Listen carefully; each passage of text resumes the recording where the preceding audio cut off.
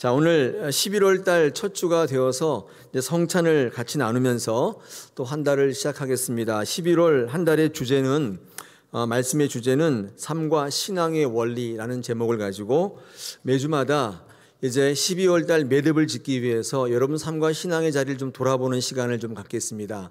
오늘은 사명으로, 두 번째 주는 말씀으로, 세 번째 주는 감사로, 네 번째 마지막 주는 소망으로 우리의 삶과 신앙의 자리를 좀 돌아보고자 합니다. 오늘 말씀을 통해서 또 우리의 삶의 자리와 신앙의 자리를 정확히 보고 또 12월 달에 매듭을 잘 지었으면 좋겠습니다. 할렐루야. 네, 오늘 그 첫 번째 시간 은혜를 사명으로 이어가라는 제목을 가지고 말씀 나누겠습니다. 자, 오늘 사무엘상 7장의 말씀을 좀 이해하시기 위해서는 앞선 장 4장, 5장, 6장을 조금 보셔야 되는데 제가 같이 한번 좀 말씀을 나누면서 정리를 좀 하겠습니다. 오늘 7장의 말씀이 여러분의 사명의 신앙으로 가는데 큰 도움이 되었으면 좋겠습니다. 이 이스라엘의 상황 지금 영적으로 또 육적으로 무너질 대로 무너져 있는 상황입니다. 왜냐하면 이 블레셋과의 전투 속에서 4장에 보니까 하나님의 법궤를 빼앗겼습니다. 이거 어처구니 없는 상황이 지금 벌어졌습니다. 그 때문에 대제사장 엘리가 죽고 그의 가문이 쑥대밭이 되는 그 초유의 사태가 지금 벌어진 것입니다. 그러니까 지금 믿던 하나님이 포로로 잡혀간 거예요. 있을 수가 없는 일이 지금 발생한 겁니다. 전쟁이 지고 이고를 떠나서 이런 일은 있을 수 없잖아요. 지금 이스라엘 백성들은 영육간에 초토화된 상태입니다. 이제 어떻게 뭘 믿어야 될지 무엇을 행해야 될지 알지 못하는 그런 정신적 팬데믹이 온 겁니다. 패닉 상태가 온 거예요. 자, 이런 상황 속에서 이스라엘 백성들이 이 법궤를 뺏긴 상황 속에서 블레셋 같은 경우는 이 법궤를 빼앗았지 않습니까? 그래서 의기양양하고 있는 상황인데 여러분 이제 4장에 이어서 5장, 6장에 가보시면 이 빼앗긴 법궤가 블레셋에 가서 정말 그들에게 도움이 되는가?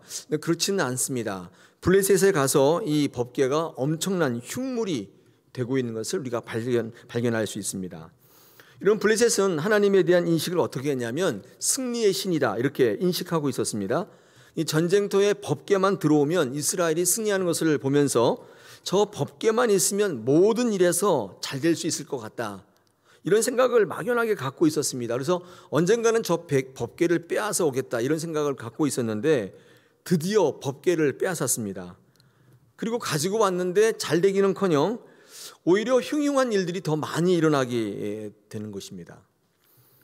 그래서 오늘 본문은 아니지만 사무엘상 5장 4절에 보니까 그 빼앗은 법궤를 자기들이 섬기는 신상 다곤 신전에다가 갖다 놓는데 그 신이 막 넘어지고 엎어지고 난리인 거예요.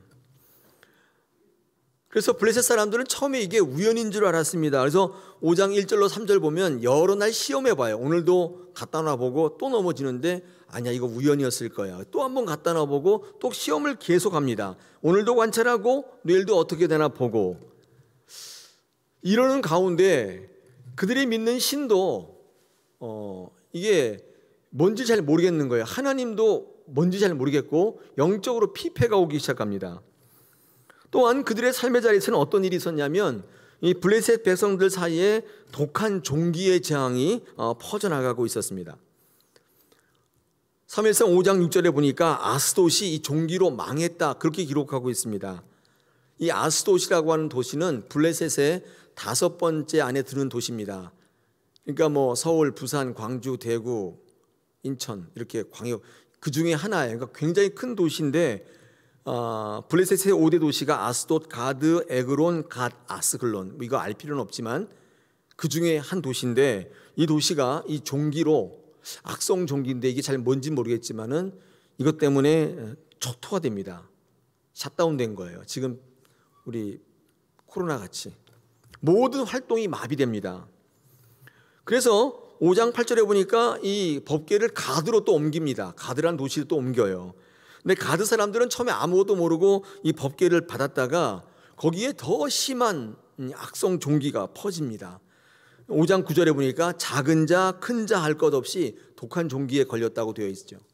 그러니까 뭐 아이든 어른이든 힘 있는 자든 힘 없는 자든 관계없이 뭐 부자든 가난한 자든 이게 작은 자, 큰 자인데 관계없이 모든 사람이 팬데믹이 온 거예요.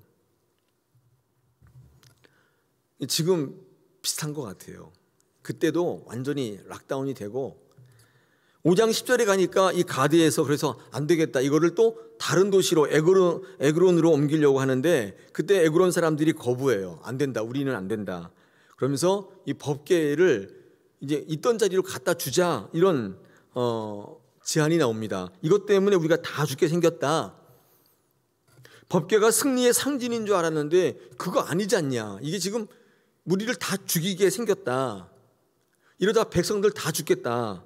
원망의 소리가 넘쳐나고 있었습니다. 5장 10절과 12절 보니까 그렇게 소리가 넘쳐나는 거예요. 여러분 생각해 보세요. 하나님이 원래 흉물인가요? 하나님을 가져다 놓으면은 이렇게 되는 건가요, 원래? 우리가 새로운 사실을 발견하게 되는데 하나님은 그 어떤 누구에게는 생명이지만 그 어떤 누구에게는 멸망이 될 수도 있다는 사실을 우리에게 말씀하고 있어요. 그 어떤 누구에게는 생명이 되지만 그 어떤 누구에게는 멸망의 요소가 된다는 것이면, 그래서 그들은요 이 법궤를 다시 돌려보내자. 안 되겠다. 아니 애써 빼앗을 때는 언제고 다시 돌려보내자고 합니다. 드디어 비로소 이 블레셋 사람들은 알게 된 거예요. 아, 우리가 하나님을 잘못 알고 있었구나. 그렇게 우리 나름대로 생각하고 판단할 존재가 아니었구나.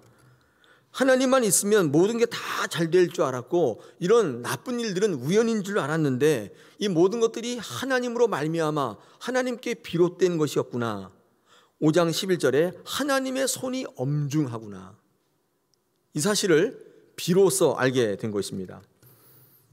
하나님만 계시면 무조건 승리인 줄 알았는데 실패할 수도 있구나. 이 블레셋 사람들이 처음 아는 거예요.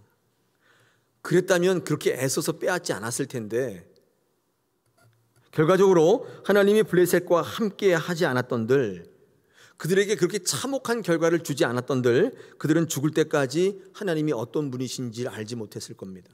그러니까 하나님이 포로 된 게 아니라 하나님이 포로 되어 주신 거죠. 하나님은 그들에게 전쟁에서 승리했지만 그들의 바램과 다르게 그들과 함께 하심으로 정말 하나님이 어떤 분이신지를 알게 하셨습니다. 여러분 잘못 알고 있는 분들에게 이렇게도 알려주세요. 팬데믹에 빠지게 해요. 초토화시켜요. 그래서 하나님을 알게 하시는 것입니다. 그런데 이 말씀 묵상하다 보니까 하나의 의문이 있는데 생각해 보십시오. 이 블레셋 백성들이 하나님은 그런 하나님인 줄 알고 빼앗아 왔는데 아니란 말이에요. 그리고 혹독하게 하나님을 경험했어요. 야, 내가 하나님을 잘못 알았구나. 이 혹독하게 경험했음에도 불구하고 하나님께로 돌아오지 않아요. 저는 이게 굉장히 의문이에요. 그렇게 매를 맞고 그렇게 악한 종기로 최대 도시가 완전히 락다운이 되고 완전히 쫄딱 망했는데 그러면 하나님 두려운 줄 알고 하나님께로 돌아와야 되는데 그렇지 않습니다. 여러분 그 이후에 블레셋을 보면 여전히 그 하나님 때문에 엎어진 그 다곤신을 섬겨요. 이게 진짜 의문이에요. 왜 그럴까요? 여러분 그 대답이 오늘 본문 7장 3절에 나와 있습니다. 제가 한번 읽어보겠습니다. 여러분 눈으로 확인하시기 바랍니다. 만일 너희가 전심으로 여호와께 돌아오려거든 이방 신들과 아스타롯을 너희 중에서 제거하고 너희 마음을 여호와께로 향하여 그만을 섬기라. 이렇게 되어 있습니다. 이게 무슨 말이냐면 이스라엘 백성들이 하나님을 경험했어요. 근데 안 된다는 것을 경험했습니다. 그런데 여러분 경험만으로는 하나님께 돌아올 수 없어요. 실제의 삶 속에서 하나님을 만났다면 그 하나님으로 인한 삶의 변화가 반드시 있어야 돼요. 경험만 가지고는 되는 게 아니에요.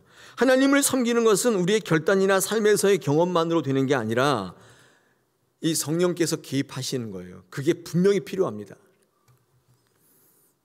여러분 그래서 성령의 역사는요 이게 은혜일 수밖에 없어요. 왜냐하면 성령의 역사는 우리가 하는 게 아닙니다. 내가 노력해서 나를 바꾸는 게 아니라 내 의지로 결단하고 결심하고 혈서를 쓰고 무슨 서약서를 쓰고 그래서 되는 게 아니라 하나님께서 개입하지 않으시면 우리의 근본적인 변화 있을 수 없다는 거예요. 성령의 역사는 은혜일 수밖에 없어요. 은혜라는 건 뭐냐면 내가 하지 않았다는 것이거든요. 여러분, 그래서 우리가 늘 은혜를 구하며 살아야 되는 이유가 여기 있습니다. 여러분, 경험이나 실력 굉장히 중요한데 근데 이 은혜, 성령의 개입이 없으면 열매가 없어요. 열매가 없어요. 여러분이 지금 이루었다고 생각하는 거 있지 않습니까? 여러분의 능력으로 모았다고 생각하는 거, 가지고 있다고 생각하는 거 있잖아요. 여러분, 그게 여러분이 한 것 같아 보이지만은 성령의 역사하심의 산물이에요. 여러분이 한 게 아니에요.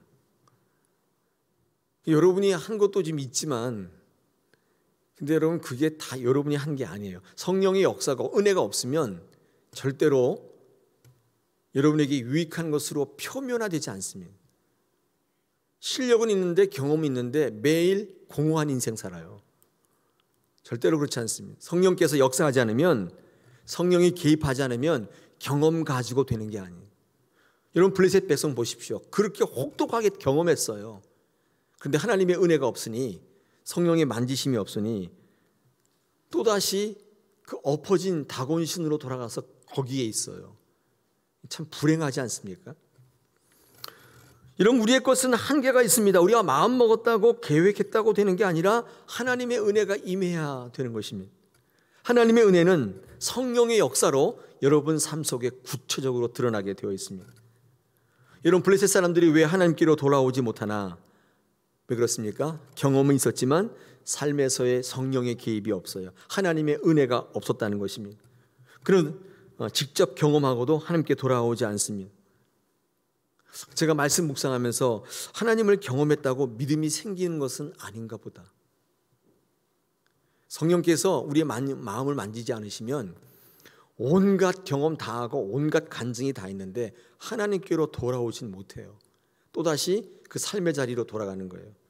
여러분, 우리가 신앙생활하면서 신앙의 신비한 것을 보고도 전심으로 하나님께 돌아오지 못하고 또다시 삶의 자리에서 구태를 반복하는 경우를 우리는 참 많이 봅니다. 실제로. 왜 저럴까? 저는 목회하면서 그거 참 많이 보는데 왜 그럴까? 경험은 있을 때 은혜가 없는 거예요. 경험 이꼴 은혜가 아니에요. 경험했으면 성령의 개입하심으로 내 삶이 바뀌어 나가야 돼요. 예배하지 않던 인생이 예배로 바뀌고, 헌신하지 않던 분들이 헌신으로 바뀌고, 이 성령이 개입하시면 삶의 변화가 목격이 되는 것입니다. 여러분, 그러므로 우리는 경험을 추구하는 신앙보다 은혜를 구하는 신앙 되어야 할 줄 믿습니다. 우리의 눈과 귀의 것보다도 하나님의 눈과 귀의 것이 여러분 가운데 있어야 돼요. 성령의 개입하심이 있어야 할 줄 믿습니다. 여러분, 블레셋 백성뿐만 아닙니다. 이스라엘 백성의 경우도 마찬가지였는데 경우는 달랐어도 이스라엘 백성들도 하나님을 잘못 알기는 매 한 가지였습니다. 그들도 하나님을 승리의 신으로만 알고 있었습니다. 그렇게 믿고 있었어요. 실패하게 하신 하나님은 상상할 수 없었습니다. 그러니까 전쟁이 질 것 같으니까 매일 이 법궤를 불러드리는 거예요. 질 것 같으면, 안 될 것 같으면 불러드려요. 그때마다 다 이겼거든요. 그러니까 그들의 신앙 가운데는 하나님 이꼴 승리, 이게 등식이 성립되어 있었어요. 결론적으로 말하면 매우 안 좋은 신앙이었던 거예요. 하나님을 자신의 승리를 위해서 수단으로 이용하려는 이스라엘의 그 신앙에 대하여 하나님은 이스라엘에게 블레셋과 마찬가지로 실패케 하심으로 하나님이 어떤 분이신가를 명확하게 알려주셨습니다. 이스라엘 백성들도 하나님에 대한 인식을 자기 경험에만 가지고 있었어요. 의지했어요. 그래서 성령의 은혜로 하나님을 바라보지 않고 경험으로 하나님 바라보고 승리할 때만 하나님이고 실패할 때는 하나님이 아니었기 때문에 상상할 수 없는 일을 경험하면서 이 하나님이 포로가 되는 일을 경험하면서 하나님을 그만 놔버립니다. 하나님을 잊어버려요. 싹 잊어버려요. 그런 하나님 필요 없다는 것이죠. 싹 잊어버려요. 여러분, 잃어버린 법궤를 찾으려고 하지 않아요. 우리 이렇게 사무엘상 5장 6장 읽어보시면 이게 빼앗겼잖아요. 그러면 찾아와야 되잖아요. 전쟁을 다시 해서라도. 근데 찾으려 하지 않습니다. 그건 무슨 말이에요? 하나님에 대한 기대가 사라졌다는 거예요. 아, 그런 거였어. 하나님 포로로 잡혀가? 야, 내가 이제까지 뭘 믿은 거야? 기대가 사라져버린 거예요. 이게 찾질 않아요. 까맣게 잊어버려요. 이제 5장 6장을 읽어보시면 우여곡절 끝에 법궤가 다시 이스라엘 땅으로 오긴 옵니다. 오는데 아무도 법궤에 대해서 관심을 갖지 않아요.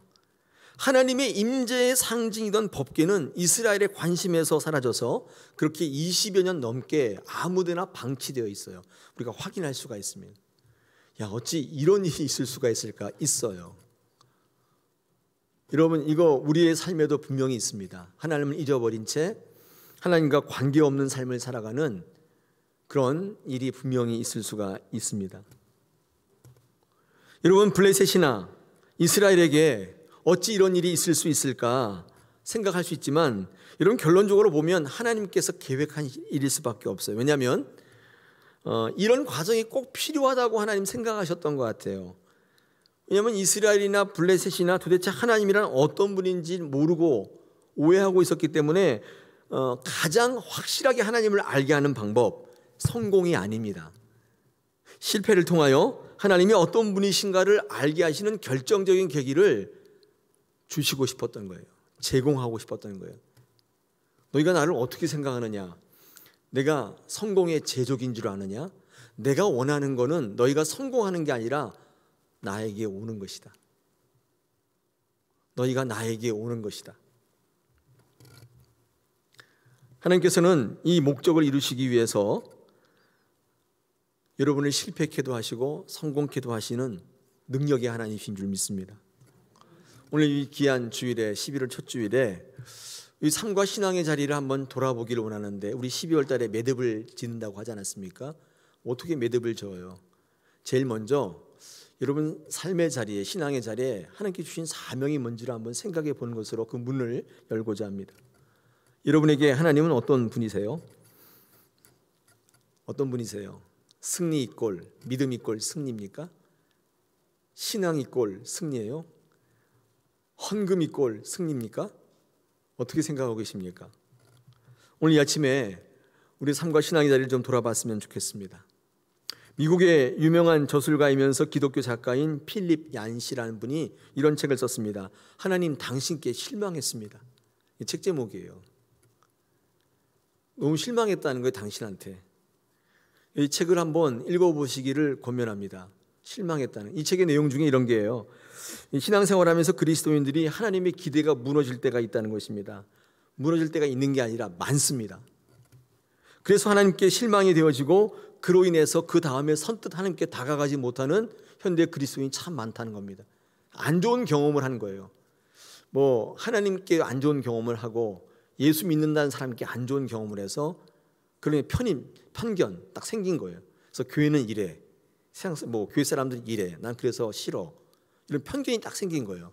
이 책의 내용이에요. 나 당신께 실망했다는 거예요. 나 당신 그런 존재인지 잘 몰랐다는 거예요.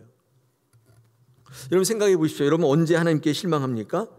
생각해 보시면 내 요구와 바람이 이루어지지 않을 때, 내 기대와 하나님이 다를 때, 그때 실망한 것처럼 보이지만 이 책에서 뭐라고 얘기하냐면, 성도가 실망할 때는 이런 때래요. 하나님을 잘 모르고 있을 때, 블레셋과 이스라엘 같죠. 하나님에 대해서 무지할 때 그는 늘 하나님께 실망했다고 얘기하고 다닌다는 거예요. 제가 이 책을 읽으면서 정말 그렇더라고요. 정말 그렇더라고요. 여러분 하나님께 대하여 성도들에게 어떤 일을 당하셨습니까? 그래서 실망하셨습니까? 천만에요. 하나님을 모르시고 계시는 거예요. 교회를 모르시는 거예요. 그래서 매일 실망했다고 그러는 거예요. 저는 이 책을 읽으면서 제가 알았습니다. 제가 그런 편견이 있다는 사실을 알게 된 것입니다. 여러분 하나님은요 언제나 우리가 잘 되기를 원하시는 분이십니다. 그런데 그 하나님 우리가 어떻게 잘못 알고 있는가? 하나님은 꼭 승리하게 하심으로 잘 되게 하시는 줄만 아는 거예요. 아름다운 모습으로 좋은 것으로 잘 되게 하시는 분이라고 착각했어요. 왜냐하면 교회가 매일 그렇게 설교했기 때문에 그래요. 그런데 아닙니다. 오늘 본문에 의하면 실패케 하심으로 여러분 잘 되게 하실 때가 많다는 사실을 기억하셔야 돼요. 안 좋은 경험을 하게 하세요. 그때 하나님을 올바르게 알게 하신다는 것입니다. 하나님은 승리하게 하심으로 우리와 함께 계시기도 하지만 패배하게 하심으로, 지독한 편견을 갖게 하심으로, 지독한 선입견 가운데 있게 하심으로도 우리와 함께 계시는 것입니다. 그래서 하나님께서는요, 여러분이 승리하고 실패하고 여기에 궁극적인 초점이 있는 분이 아니에요. 아까도 말씀드렸듯이 내 안에 있는가? 너희는 지금 내게로 달려오고 있는가? 이게 하나님의 유일한 관심사예요. 여러분 하나님 믿을 때 관심사가 뭐예요? 내가 잘 되느냐, 내가 못 되느냐예요? 내가 꿈꾸던 것들 이루느냐, 이루지 못하느냐예요? 아닙니다. 내가 하나님께로 지금 가고 있는가예요. 여러분 지금 어디로 가고 계세요? 여러분에게 가고 계세요? 세상으로 가고 계세요? 세상이 좋다는 곳으로 가고 계세요? 하나님께서 여러분을 하나님께로 인도하기 위해서 그렇게 가장 좋은 방법이라면 여지없이 여러분 실패케 하신 하나님이세요. 그게 가장 효과적인 방법이라면 여러분 저 바닥까지 떨어뜨리실 거예요. 그런 하나님이세요. 그게 능력의 하나님이시고 궁극적으로 사랑의 하나님이에요. 사랑의 하나님이라는 건 뭐냐면 여러분의 것을 다 주시는 사랑의 하나님이 아니라 궁극적으로 하나님께로 오게 만들어 생명을 갖게 하시는 것입니다. 이게 사랑의 하나님이신 거예요. 우리는 하나님을 오해해도 너무 오해하고 있는 거예요. 성숙한 그리스도인들은 실패할 때, 무너질 때 하나님은 없다 실망하는 게 아니라 더욱더 하나님을 바라보며 소망을 갖게 되는 것입니다. 우리 블레셋과 이스라엘의 4장에서 6장까지 선의를 볼 때 이런 하나님에 대한 오해가 난무하고 있었습니다. 이런 혼란 가운데 오늘 7장이 시작되고 있습니다. 이 7장 가운데 드디어 사무엘이 전면에 등장하고 있습니다. 그는 혼란에 빠져 있는 이스라엘 백성들에게 이렇게 먼저 묻습니다. 3절에 보니까, 오늘 7장 3절에 보니까 만일 너희가 전심으로 여호와께 돌아오기를 원하느냐 묻고 있습니다. 정말 하나님과 더불어 살고자 하느냐? 너희가 이 복잡하고 코로나 팬데믹, 락다운, 셧다운 뭐 이런 시대에 정말 하나님의 자녀로 살기를 원하느냐 묻고 있는 거예요. 여러분, 하나님이 주신 승리 이전에 이 질문이 저와 여러분에게 반드시 있어야 돼요. 먼저 꼭 있어야 돼요. 그 다음에 승리니 실패니 이거 얘기하셔야 돼요.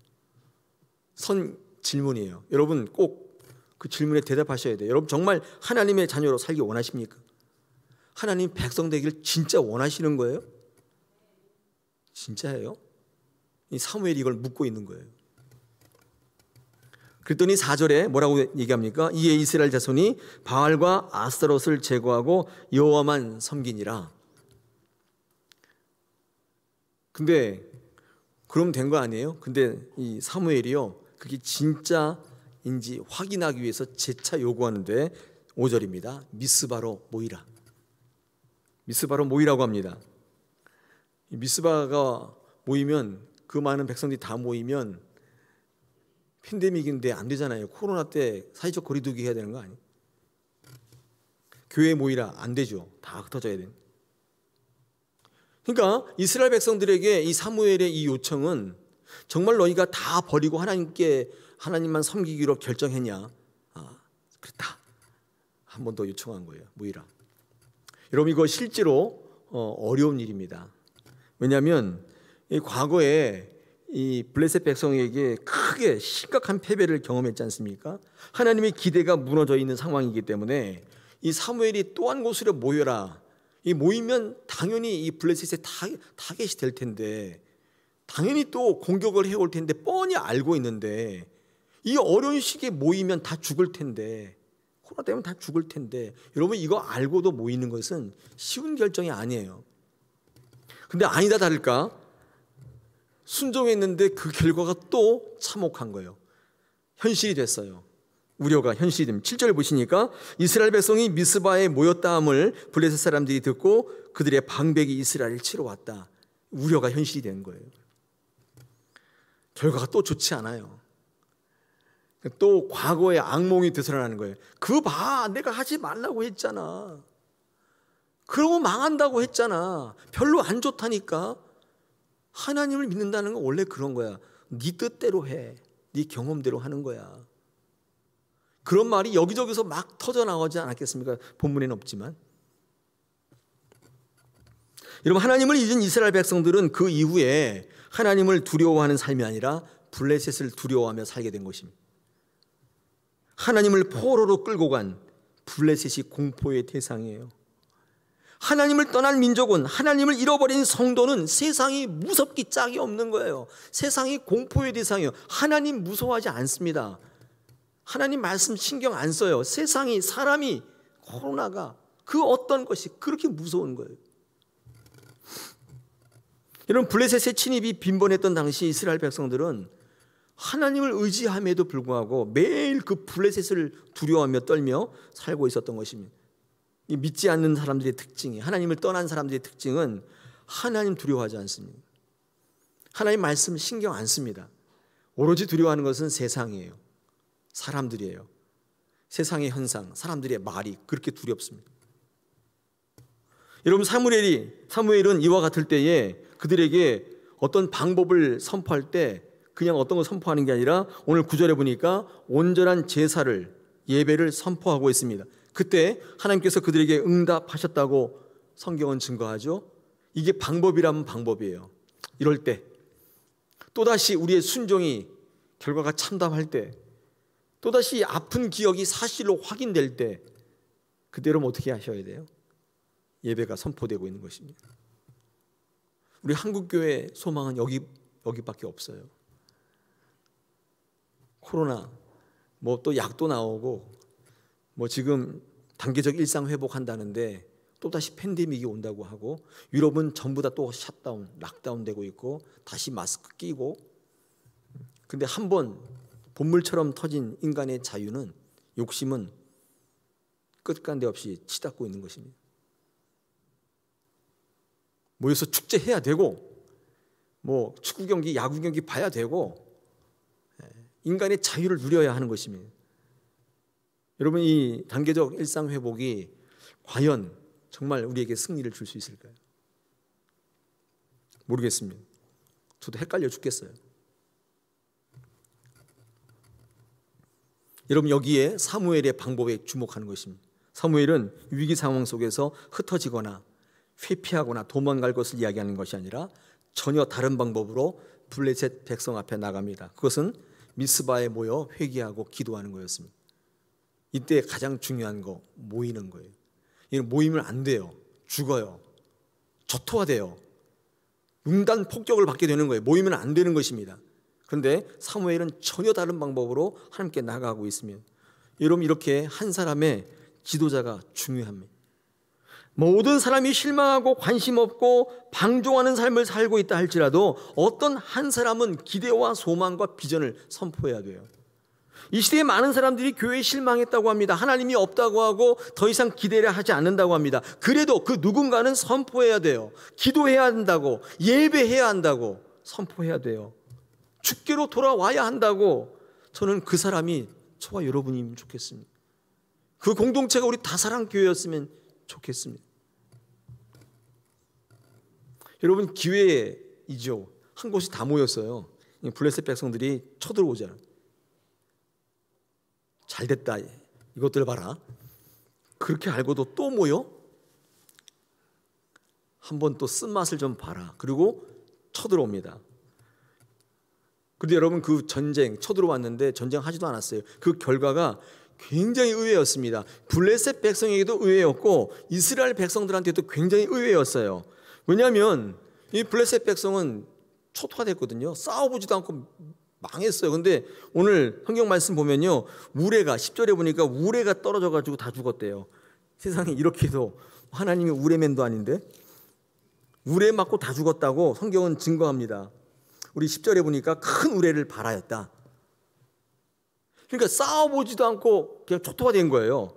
그러니까 이 블레셋 사람들이 죽어가면서 뭐라고 했냐면, 이게 뭐냐? 그 승리의 상징인지 벗긴 그거 뺏어왔는데 우리 매일 그냥 다 독점 걸려서 죽게 돼가지고 이거 다시 보냈는데 이것도 그 하나님 때문에 이렇게 죽는다는 거야? 그래서 뭐라고 그래요? 죽으면서 이렇게 얘기했어요. 그때 그거 돌려주지 말아야 됐었는데. 그 의외인 거예요. 황당한 거예요. 그때는 참담했거든요. 근데 지금도 참담한 거예요. 하나님의 법궤가 있어도 참담하고 없어도 참담한 거예요. 그들은 헷갈리는 거예요. 죽으면서 그때 그거 주지 말아야 되는데 그럼 죽은 거예요. 여러분 이스라엘 백성에게도 마찬가지로 의외였습니다. 왜냐하면 실패를 경험하다 보니까 온통 그 기억이 실패의 추억으로 가득했었는데 이번에도 실패할까 두려웠습니다. 그런데 의외의 결과였어요. 싸워보지도 않고 엄청난 결과를 체험한 겁니다. 이거 어떻게 된 걸까요? 양쪽 다 어안이 벙벙해서 가만히 서 있는 거예요. 사무엘은 이 사건을 통해서 이 엄청난 승리를 통해서 이스라엘 백성들에게 어떤 교훈을 전하고 싶었던 것 같습니다. 오늘 12절에 보니까 사무엘이 뭐라고 명령하냐면 이 전쟁에서 승리를 기념하기 위해서 미스바와 센 사이에다 돌을 세우라고 이야기합니다. 이게 이상한 건 아니죠. 여러분 기념비를 세웠다는 건데 여기는 별 이견이 없습니다. 왜냐하면 기념할 만한 일이 있을 때 뭐 돌을 세워서 후대에게 그 교훈을 남기는 거야 전혀 이상한 일이 아니죠. 근데 이상한 건 뭐냐면 이 기념비를 미스바와 센 사이에다가 세우라고 한 것입니다. 오늘 좀 그 말씀을 같이 나누기로 원하는데 주제와 같은데요. 자, 미스바는 어떤, 아까 얘기했듯이 미스바는요 모이면 다 죽는 장소인데 명령에 순종해서 모여가지고 그렇죠. 모였죠. 그래서 영적으로 회개하고 하나님께 기도했던 장소입니다. 여러분 그리고 또 거기서는 은혜를 체험했잖아요. 내가 싸워보지도 않았는데 이겼어요. 기적이 있었잖아요. 은혜의 자리잖아요. 여러분 거기다가 이 돌을 세우는 것은 전혀 이상할 게 없죠. 그런데 왜 기념비를 미스바에다 세우지 말고 거기다 세우란 말이 없어요. 그 센 사이에다가 세우라 했죠. 거기다 세우란 말이 없어요. 이게 왜일까 궁금합니다. 여러분 이 기념비를 세우는 장소에 대해서 하나님의 생각이 좀 달랐던 것 같습니다. 여러분 이 미스바라는 장소가 제가 지금 말씀한 것처럼 은혜의 자리예요. 기적의 자리라고요. 우레가 떨어져서 이스라엘 블레셋이 완전히 초토화된 자리인데 하나님의 생각은요 여러분들이 그 은혜의 자리 기적의 자리에 머물기를 원치 않으십니다. 그것을 전달하기를 원치 않으세요. 하나님이 우리에게 이렇게 말도 안 되는 승리를 주시고 은혜를 주신 것은 거기다가 기념비를 세우고 거기에 이 자리가 좋사오냐고 눌러 앉으라고 주신 게 아니에요. 거기에 머물기를 원치 않으시는 것입니다. 그럼 어디다가 세워요? 미스바와 센 사이인데 이때 이 센이라고 하는 지명을 좀 알아야 되겠는데 이 센이라고 하는 지명의 어원을 공부해 보니까 이빨이라고 되어 있습니다. 이빨. 맹수의 날카로운 이빨입니다. 날카롭다는 뜻이죠. 맹수의 이빨이 부드러우면 되겠습니까? 날카로워야죠. 여러분 그러니까 센이라고 하는 이 말이 갖고 있는 의미는요 상처라는 의미가 있어요. 이빨이 날카로우면요 핥게 되죠. 그리고 생채기가 나게 되고 물어뜯게 되면 상처가 나게 되지 않습니까? 되게 재미있는 것은 은혜의 자리와 상처의 자리 그 중간에다가 기념비를 세우라는 말의 뜻이 되지 않습니까? 제가 말씀 묵상할 때 너무나 충격을 받았습니다. 저는 미스바에다가 세울 줄 알았어요. 그게 우리 후손들에게 기념이 될 것 같았어요. 하나님의 생각은 달랐어요. 거기다 세우지 말라는 거예요. 여러분 이 센이라고 하는 지명을 우리가 물리적으로 보면 접근하기 힘든 어떤 험산 줄령 같은 데예요. 산적들이야 맹수들이 우글대는데 그런 데죠. 영적으로 보면 누구나 가고 싶어 하지 않는 가시밭길 사명의 길이에요. 거기가 센이에요. 우리는 어디 있기를 원해요? 은혜의 자리, 기적의 자리. 거기다가 기념비 세우고 대대로 예수 믿으면 이렇게 된다고 가르치고 싶은 거죠. 근데 하나님의 생각은 그런 게 아니에요. 승리의 기념비는 실망과 좌절 속에서 다시 은혜를 누리고 승리를 경험했던 영적인 장소 미스바와 그 은혜를 가지고 험산 줄령 아무도 가고 싶지 않아하는 그 사명의 자리 그 자리를 가는 중간중간에 세워야 되는 거예요. 여러분 은혜는 왜 주셨어요? 그 사명의 자리로 가라고 주신 선물이에요. 동력이에요. 은혜가 없으면 사명의 자리를 못 가요. 센으로 가는 도중에 낙심하고 포기하고 싶은 그 지점에 은혜의 기념비를 세우라는 거예요. 왜요? 그걸 보고 많은 후배들이 사명의 자리를 포기하지 않고 끝까지 하나님께로 가는 것입니다. 하나님 그걸 원하세요. 너는 지금 내게로 오고 있는가? 은혜로 기적으로 승리했던 그 자리를 자랑하는 것이 아닙니다. 은혜는 센으로 가라고 주신 선물이에요. 미스바, 실패가 변하여 승리가 된 것입니다. 미스바의 승리는 하나님의 은혜로 된 거예요. 싸워보지도 않고 이긴 대승. 자랑하고 싶으시죠? 거기다가 기념비 세우시면 안 돼요. 은혜에 머무시면 안 됩니다. 그 은혜를 기억하며 사명으로 가셔야 되는 것입니다. 하나님께서 은혜를 주신 것은 더 편한 곳, 더 좋은 곳 머물라고 주신 게 아니라 센 곳으로 가라고 주신 사명 때문인 것입니다. 여러분, 경험 굉장히 중요합니다. 은혜 매우 중요합니다. 그러나 오늘 말씀이 여러분에게 요구하는 것은 궁극적인 요구는 사명이에요. 우리 삶과 신앙의 자리를 점검하실 때 여러분 은혜가 경험이 있으십니까? 은혜가 있으십니까? 다 좋습니다. 그런데 이 모든 게 사명으로 가야 되는 거예요. 사명. 우리 믿는 자들이 반드시 붙잡아야 될 하나님의 요구인 것입니다. 우리의 기념비는 승리를 기념하는 기념비가 아니라 사명을 기억하는 기념비가 되어야 되는 것입니다. 그럴 때 에베네셀 된다고. 에베네셀에 대해서는 제가 설명 안 드렸지만 우리 사무엘상 4장 2장에 보면 거기 실패했던 자리거든요. 이스라엘 백성이 블레셋과 싸워서 대패했던 자리, 그 뺏겼던 자리 있죠. 거기가 에베네셀인데 그게 뭐가 돼요? 승리의 상징이 되는 것입니다. 오늘 우리 11월 첫 주에 여러분과 함께 이 말씀 같이 나누게 되어서 너무 기쁘게 생각합니다. 여러분 경험, 은혜에 머물지 마십시오. 그걸 들고 센으로 가셔야 돼요.